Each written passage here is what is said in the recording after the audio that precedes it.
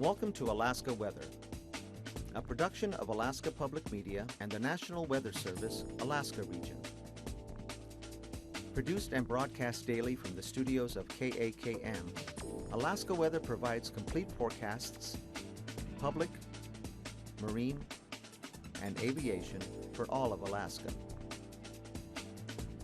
Alaska Weather is made possible by the following sponsors. Cook Inlet Tug and Barge, a marine transportation company specializing in harbor services focusing on the Port of Anchorage and the major commercial participants in the Cook Inlet region, providing customers with marine services specifically tailored to their needs.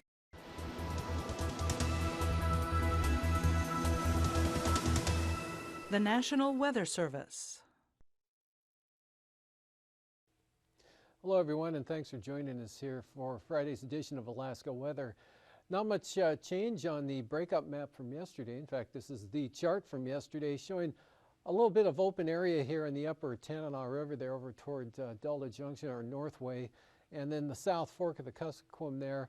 A little bit more extensive area of some open water up there by Nikolai. Otherwise, was some movement along the Tanana River that carried the tripod a certain distance, but I didn't get the full story on that. So anyway, not much else going on yet. Moving to satellite imagery, low pressure here kind of slowly edging its way east-southeast across the southeast Bering Sea into Bristol Bay. Have an area, kind of an extensive area of light precipitation falling here from Kodiak Island up across the southwest interior. Amount's not all that great, just 0.03 of an inch falling at Kodiak State Airport in the 24-hour period, ending at 4 o'clock this afternoon. A little bit more over toward Bethel, 0.09 of an inch. Cold Bay picking up about 0.08 of an inch, with some of that moisture coming back and around into that area. Otherwise, a pretty good swath of some sunshine here from the southeast coast all the way up across the Copper River Basin into the interior. Now extending down and across the Madanuskis to Sitna Valley, temperatures into the 50s to near 60. Around Wasilla, about 60 degrees. Warm spot in the state today was at a net with 63 degrees. And temperatures in the 50s, upper 40s to upper 50s here most everywhere else through this area that saw a fair amount of sunshine. Back to the west, the colder air back here with the gray shaded clouds. Following that low center in on those north winds, you can see it south to north here, but making a jog to the east. Now continue to be coming eastward. In fact, 15 to 30 mile an hour winds blowing across the Fox Islands at this current time. Will increase a little bit tonight and get a little more in the way of some snow showers from the rain and snow showers here over the central Aleutians will be shifting eastward tonight. St. Paul, St. George, kind of a mostly cloudy, few scattered snow showers for tonight, and then that pattern extending back up through the Bering Strait up into the northwest coast. Just some areas of clouds here, or some showers developed over the interior, over the White Mountains and upper Yukon Valley areas there this afternoon. Otherwise, a lot of sunshine, and then just this trough bringing the areas of light rain from Kodiak Island west-northwest here across the southwest coast, mostly over the Kuskokwim Delta and to a lesser extent over the Yukon. But here's those snow showers and the strong gusty winds, actually 20 gusts 40 miles an hour across the central Aleutians during the afternoon hours. And again, this whole pattern will be moving eastward. We'll see tonight that low center drops south of the peninsula, so that tightens the gradient up here across the eastern Aleutians. So numerous snow showers from the Pribilofs down across the Nikolsky, Unalaska area, and then tapering off back to the west there as the winds lighten up. Flat area of high pressure should shut the moisture off completely out towards Shimian at 2. And otherwise, this trough axis really not doing much. Still looking at some lingering rain or snow showers over the mountainous terrain of the southwest interior, and some possible rain showers here over the southern Kenai Peninsula, across southern Cook Inlet in toward Iliamna, and maybe Port Allsworth could see a few showers or two, but that's about it. Fair skies and light winds over all of interior Alaska, Arctic coast. Gales out tonight for the coastal areas, but winds along the coast and south will be on the light side. Looks for some variably cloudy skies across the north slope in the Brooks Range. Variably cloudy skies also for the Panhandle here from Dixon Entrance northward to Lincoln and Glacier Bay, and dry from the North Gulf Coast as well. Watching this system down here to the south deepen as it moves northward tomorrow. See, it's 982 millibars, still a fair ways to the south, but that easterly flow will carry that moisture right into Kodiak Island. See a little bit of an increase in the easterly winds as well. So rain and fog, IFR conditions along the eastern part of the island there, marginal VFR from the southern Kenai Peninsula southward across Shelikof Strait and the Alaska Peninsula. Just some isolated, widely scattered at the most, showers developing over the southeast mountains there. Otherwise, another partly to mostly sunny day. Same sort of pattern up here. Look for weak low pressure here. Could trigger with the afternoon warming. A few isolated showers, possibly over the Talkeetna Mountains, the Alaska Range, or areas up across the 40-mile country, all the way up there toward Eagle. But those will be quite isolated and nothing before the mid-afternoon hours. Otherwise, a lot of sunshine again over the interior with light winds, and those gales should end up along the Arctic coast tomorrow. But the gale force northwesterlies here still in play for the Fox Islands, and look for an increase in those winds over the Alaska Peninsula, but not quite as strong as they will be here across the eastern Aleutians. And then conditions improving, diminishing back over the Pribilofs, and also an improvement here along the southwest coast, just a lingering rain or snow shower going on throughout the day tomorrow. Dry for the north areas there. On up through the Bering Strait looks pretty dry, as well as the northwestern valleys. And the outlook for Sunday, this low deepens quite a bit and puts a front right up along the coastline all the way around. There are gale force winds in advance of this front out for the entire southeast coast and North Gulf Coast, and then kind of a minimum gale pattern here for the areas across the Barren Islands and down across Kodiak Island. Kind of touch and go there, but definitely an increase in the winds when this wraps up and that front pulls back to the west and to the north and to the east. So some good solid rain pushing in across mostly the southeast coast, and then just hugging the coastline here, really not making much headway to the north, but it looks pretty wet for Yakutat, Cordova, Seward, Whittier, and Homer. Definitely for Kodiak, and then areas like Valdez, just a chance of rain and nothing getting into Cook Inlet at all, except possibly an increase in those east to southeast winds through the arm in the afternoon hours. But high pressure here over the northern Bering Sea. Pretty much fair weather with variable clouds. Another quite nice day with light winds over all of the interior, mostly sunny skies from the Noatak, Kobuk Valley areas southeastward. Again, some isolated afternoon showers possible there over the southeast interior from the Wrangell Mountains up to maybe around Tok and Northway, but dry to the north.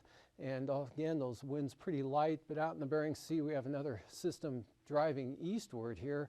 So the wind and rain that'll move into the Aleutians tomorrow night will push eastward to the central areas with gale force winds out in advance of the front, and then some pretty good gale force west-northwesterlies wrapping in around this main low center back to the west there, drying out, high pressure, light winds coming in across the central Aleutians. Just a leftover lingering shower possible here over the Alaska Peninsula, much drier though than it will be tonight and tomorrow. Not that it's all that wet out there currently, but there's still a risk of a shower even though it's pretty slight.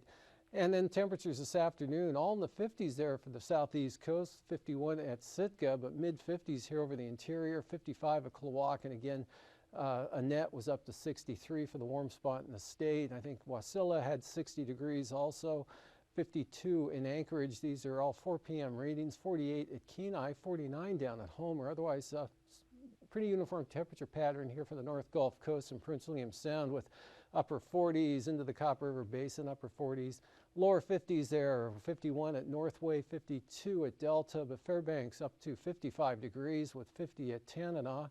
And mid-40s there for Bettles and Fort Yukon, and then lower to mid-30s here, 36 at Arctic Village, Anaktuvik at 30 degrees. Up along the Arctic coast, temperatures range from 18 at Nuiqsut to 30 degrees at Kaktovik. Barrow checked in with 27. Same thing there at Cape Lisburne, Point Hope, clear skies, 30 degrees there, and not too bad, mid to upper 30s there across the Kotzebue Sound area, Kotzebue 37. Kivalina had 38. Nome was up to 39 and the 23 there at Tin City, but Savunga up above freezing with 34 degrees, 50 there at McGrath, and 46 at Sleepmute. Bethel had 43 with occasional light rain going on. Mid-30s here for the Pribilof Islands, upper 30s there for the eastern Aleutians. About that same pattern all the way out to the Komondorskis. And taking a look at lows for tonight, upper teens to lower 20s for the North Slope and Arctic coast, with the mildest conditions out along the coastline there, otherwise in the teens there for much of the North Slope. 20s through the Brooks Range, and then 20s to lower 30s here over the interior. Mid-30s, kind of a wide area here, staying above freezing tonight here over the southwest and Bristol Bay. Of course, the Alaska Peninsula and the Aleutians all staying in that 30 to 35 degree range, and upper 30s to lower 40s for the southeast coast. Highs for tomorrow, again, back well into the 50s. Some areas approaching 60 degrees again here over the Panhandle, and mild also through the interior. Again, Tanana Valley, some areas 55 to 60 for the highs there for the central Fairbanks area, and back down across the Kuskokwim Valley. Again, McGrath, Nikolai could push up past 55 degrees with 50-degree readings all the way down to Bethel and close to the southwest coast. 20s for the North Slope and the Arctic coast, the coolest areas, and then upper 20s to lower 30s here over the northwest. The Bristol Bay area, upper 40s and lower 50s. 40s for the Alaska Peninsula. Lower 40s for the Aleutians, except Shimmy is stuck at 39. For the, let's see, okay, flying weather, good easterly flow across the Gulf of Alaska as that low system drops south of the peninsula and hooks up with another one moving northward. So that's going to put the IFR on the east side of Kodiak Island there from Fognak Island all the way down to Sitkinak, and then marginal VFR across southern Cook Inlet and then into the southern Kenai Peninsula during the morning hours, and that'll improve in the afternoon. Marginal VFR down the coastline there. It gets a little more broken up here over the eastern Aleutians and the Alaska Peninsula. Pretty good VFR for the remainder of the Aleutians out to the west, and just a patch of marginal VFR possible there over the eastern upper Yukon Valley due to some more showers. And for Anaktuvuk, wide open on either approach, VFR. Adigan, VFR, north and south entrance. Lake Clark and Merrill starting out marginal and then becoming VFR probably by the afternoon. Rainy, VFR from start to finish throughout the day Saturday. Windy looks VFR both Saturday and Sunday, as is Isabel. In fact, the entire eastern Alaska range, both tomorrow and Sunday, will be VFR on both entrances through all those passes. Even Portage looks VFR, and Chilkoot and White VFR. Freezing levels tomorrow, all right, late tonight, early tomorrow morning, so 4,000 feet up over the southeast coast, and then another pocket of 4,000 feet here over the southeast interior, eastern Tanana Valley. 2,000 feet extending back across the northwest valleys into the Chukchi Sea, then the cooler air down here to the south, but not all that much cooler. The jet stream so far to the south, we really don't have much of a temperature gradient across the area, so that's going to keep it dry for the next couple of days. Then it warms up a little there ahead of the next system approaching the western Aleutians. Icing threats below 11,000 feet here of the rime variety, southern Kenai Peninsula, Kodiak Island, and the Aleutian Range, but nothing really all that significant. Just the best chances will be in this area. More of a scattered mixed combination out here at a lower elevation, say 4,000 to 8,000 feet for the Alaska Peninsula and eastern Aleutians, and then this area out here poised to move in Saturday evening into the western Aleutians and then take a jog to the east on Sunday, moving into the central Aleutians and Bering Sea and threatening the Pribilofs and Fox Islands probably by Sunday evening. Otherwise, this is a system dropping southeastward that's going to bring that storm and develop it over the next couple of days and bring the gale force winds into the North Gulf Coast and Panhandle back to Kodiak Island. That'll be on Sunday, but tomorrow, again, the jet stream so far to the south, not much of a thermal gradient across the area, so this dry southeast wind flow will keep it dry over much of the state. Again, best chances for rain will be the Panhandle, the North Gulf Coast, Kodiak Island. Everywhere else will remain quite dry. 9,000 foot winds show those strong easterlies, 35 to 40 knots across the Gulf right into Kodiak Island, southeast 30 off the southeast coast, lighter eastward and north. 20 knots right along the coastline, then dropping off significantly, just 0 to 10 knots in over the interior. That light wind pattern extends all the way up to the Arctic coast, and then a little bit stronger on the north to northwest flow here. 20 to 35 knots for the Fox Islands, 25 knots in the central Aleutian areas, and then dropping back to just 10 knots over the northern Bering Sea and the Bering Strait. And then at 3,000 feet, much the same pattern here. Winds still pretty strong north to northwest at about 30 to 35 knots across the Fox Islands from the Pribilofs, but much lighter to the north and lighter winds to the west, and then more easterly winds here across the Gulf of Alaska, again, just like at 9,000 feet, coming right across the Gulf into Kodiak Island, about 35 knots, but markedly lighter as you get up to the coastline and then move into the interior and become pretty variable, light and variable. Same thing for the Panhandle, strongest winds along the coast, much lighter, just moving inland and eastward a little bit. And turbulence, none really, excuse me, for the southeast coast. This should all remain offshore tomorrow.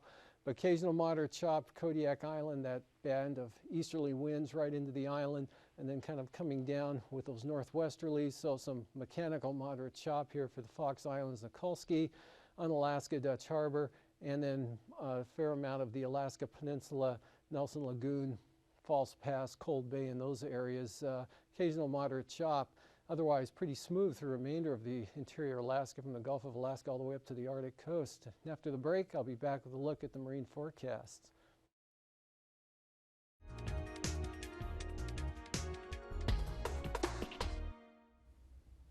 Good evening. I'm Harry Keeling, and on behalf of Alaska Public Media and the Alaskan Aviation Safety Foundation, welcome to Hangar Flying. This evening, our guest is well known to many of you, Dr. Petra Illig. She's a senior aviation medical examiner. I've known Dr. Illig and been a friend of hers for many, many years, and she's been on this program, and it's a pleasure to have her back. She's a graduate of University of Washington Med School, broad and impressive career, was emergency room doc, and worked with Delta Airlines in their corporate flight medicine department. Dr. Illig moved to Alaska in 2001 and opened her own flight medicine practice. Petra, it's a real pleasure to welcome you back. Thank you. Thank you for agreeing to be on the next couple of shows. Okay. I think we've come up with a couple of topics that'll be of great interest to our audience. And one of them, in fact, the one I'd like to start with, is this whole business of sleep apnea. Mm-hmm. What is it, and why is the FAA interested in it? Well, the sleep apnea, the part that the FAA is most interested in is obstructive sleep apnea. There's also another form that's less common called central sleep apnea, which has to do with problems in the brain, not allowing people to sleep normally. But obstructive sleep apnea is a mechanical obstruction of the upper airway that can happen under certain circumstances and certain physical anatomy that produces many episodes of hypoxia throughout the night. It's depending on the anatomy of the throat and the mouth and the upper airway, and to some degree the size of the individual, obesity, short neck stature, that sort of thing. These people are frequent snorers and have some, if not even very many, episodes throughout the night of not breathing as they're working against an obstruction. You know, it's fascinating because I've heard of sleep apnea, I've read a few things, but I think you were the first one that used the word hypoxia, and I thought, wow, yeah, that's what we're talking about, isn't it? That's what we're talking about, and because of these episodes of hypoxia, many things happen. I mean, the individual doesn't really go through all the important sleep stages, 4 or 5 of these stages throughout the night, so they don't get sleep. They may be in bed thinking that they're sleeping or not recognizing that they're not sleeping, but frequently they're just continuously interrupted from getting into these large stages of sleep where whatever happens, it happens to clean our brains out. And then also these multiple episodes of hypoxia are really bad for the brain as an organ, for the heart especially. People with untreated serious sleep apnea have a much higher risk of heart attack and stroke and electrical problems with their heart, for an example. In addition to the cognitive issues, you know, if you're constantly sleepy and even you don't recognize it, it is sort of like being mildly impaired by alcohol, that kind of cognitive dysfunction.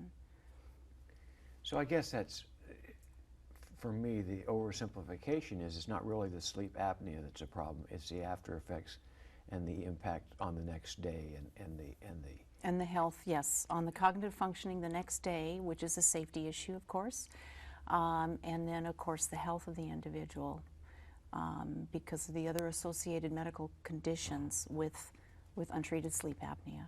So what I think just recently the FAA came out with What's the new requirement? In March, the airman applicant is obliged to answer a few questions about sleep apnea that has to do with whether or not they have ever been diagnosed with it, have been treatment suggested for it.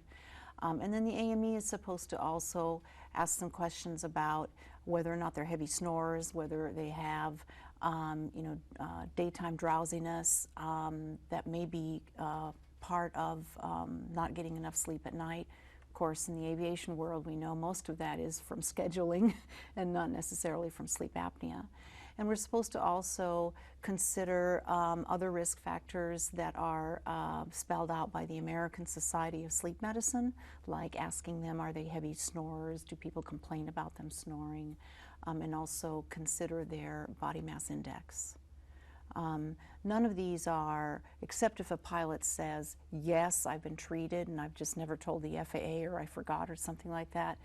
Many of these are issues where the pilot then goes back to their own doctor and confers with their doctor as to, whether or not they should be further screened. But in reality, everybody who is otherwise qualified for their class medical on their exam still walks out with a certificate, but they may or may not need to have follow-up information from their physician. I want to pick that up in our next session. So very interesting. We want to talk a little bit about treatment and some of the other thoughts that you shared with me. Ladies and gentlemen, I hope you enjoyed tonight's program with Dr. Illig, and I think you'll want to tune in next time to wrap this topic up, and then we're going to also talk a little bit about the most recent tragedy with the Germanwings aircraft. Until next time, fly safe.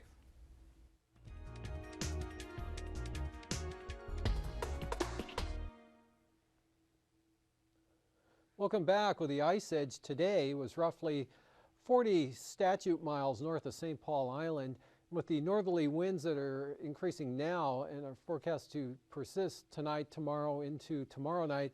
That should pull the ice back down to maybe as close as 20 nautical miles, 20 or 30 nautical miles north of St. Paul Sunday morning. And then, but by Wednesday, the whole mess here is forecast to retreat back to the northwest, 5 to 15 nautical miles from its position currently we see here today. So that'll put it, well, more than 40 miles north of St. Paul by next Wednesday.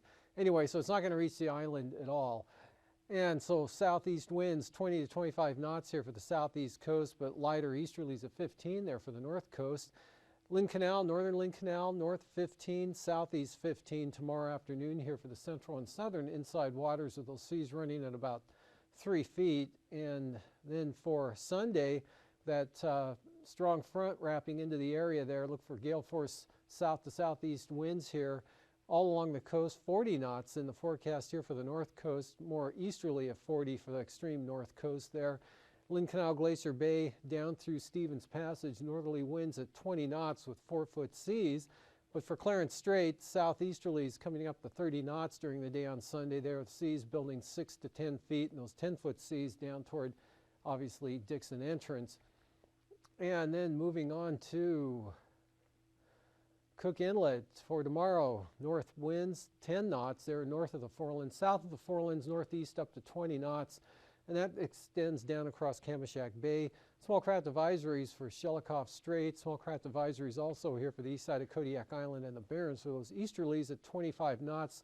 Seas only 6 to 8 feet though, and then lighter winds here for the North Gulf Coast, and for Prince William Sound is northeast at 10. Well, those winds pick up to almost gale force. Probably should have this 35 knots here for the outlook for Sunday.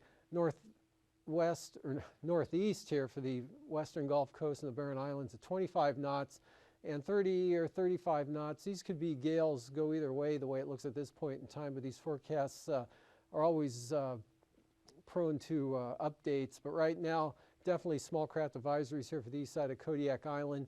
Northerlies 25 knots for Shelikof Strait, and really not much change over the next couple of days for Cook Inlet. Northeast winds with the strongest winds south of the Forelands. Bristol Bay tomorrow, northeast at 15. Otherwise for the Alaska Peninsula, northerlies 25 knots, seas running 7 to 10 feet there. northeast 25 from Sitkinak over to Sand Point. Then looks like gale force winds here, 35 or maybe even 40 knots from the north, from Sitkinak over toward Chignik, and then northwest winds 20 to 25 knots across the peninsula. Those seas running 7 to 9 feet. Small craft advisories there for Bristol Bay. And out in the Aleutians, gale northwesterlies tomorrow for the Fox Islands, 35 knots, seas 12 to 16 feet. Winds becoming lighter and more southwest out to the west there with small craft advisories. And then with that next low center cutting through like this, look for west to southwest 40-knot winds. Ahead of the front, southerlies at about 35 knots. With high pressure moving across the Fox Islands, the winds really laid down from what they'll be tomorrow. And for the southwest coast, northerlies 15 to 20 knots. Same thing, north 20 St. Lawrence Island. Northwest 30 for the Pribilofs. Westerlies diminishing to 20 knots there for St. Matthew Island. Then ridge of high pressure for light variable winds from St. Lawrence Island right down across the Pribilofs. Northerlies 15 to 20 knots on the east side of that ridge. On the west side, southeast 15 for the northern Bering Sea. For the Arctic coast, easterlies 20 to 30 knots there for the central and east side. Lighter 15 knots, Wales to Cape Thompson. And then pretty light winds all along the west coast here, but still easterlies 15 to 20 knots over toward Demarcation Point. And for tonight, this low slipping south of the peninsula looks kind of wet here for Kodiak Island, the Alaska Peninsula. Some lingering showers over the southwest interior and southern Cook Inlet. And then this deepening low kind of swings up. The other one evaporates back here to the west, so that's what's bringing the possible gale and storm force winds in on Sunday along and in advance of that front coming back around with the rain, especially over the Panhandle and Kodiak Island. There's the next system pushing in from the west. We'll have a perfect weekend. We'll see you again. These forecasts are to be used for planning purposes only. Call 1-800-WX-BRIEF for a formal pre-flight briefing. Always file a flight plan before you go flying. The U.S. Coast Guard Auxiliary urges you to leave a float plan with a friend or the harbor master before you go boating. Alaska Weather is made possible by the following sponsors.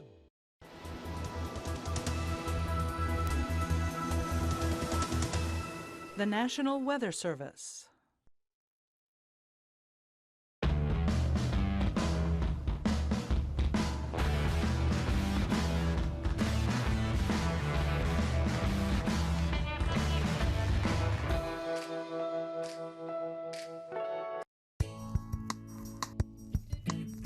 Coming up next on 360 North.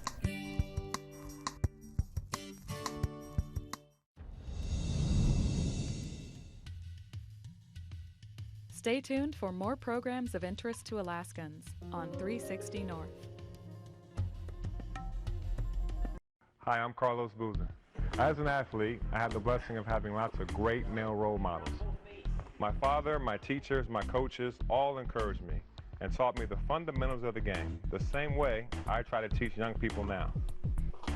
But as an Alaskan, I realized there's another more important skill I can model for young boys. It's respect. There's no place